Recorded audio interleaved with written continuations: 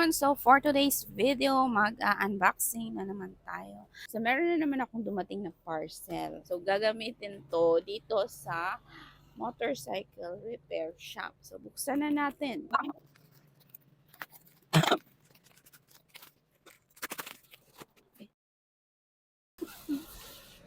Ayan. Ayan, ito na siya.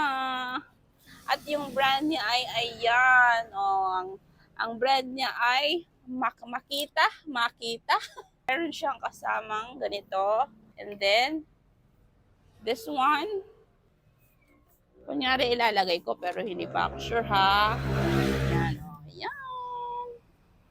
Ayan, so try na natin para matesting na natin sa labas. Ayan, let's go.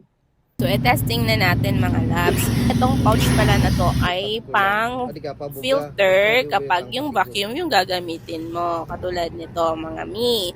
Ayan. Ilalagay mo siya dun sa dulo para ma-salon niya yung kukunin mo kung magba-vacuum ka. Ayan, o diba? Super effective. Yung pang blower naman mga labs ay gagamitin nila pang tanggal ng mga dumi dun sa inaayos nilang motor. Ayan, kapag naglilinis sila, like magsi-CVT, cleaning sila ng mga motor, yun yung gagamitin nila pang blower. So, andyan lang yan sa Yellow Basket mga mi. Alam niyo na, check out na. Bye!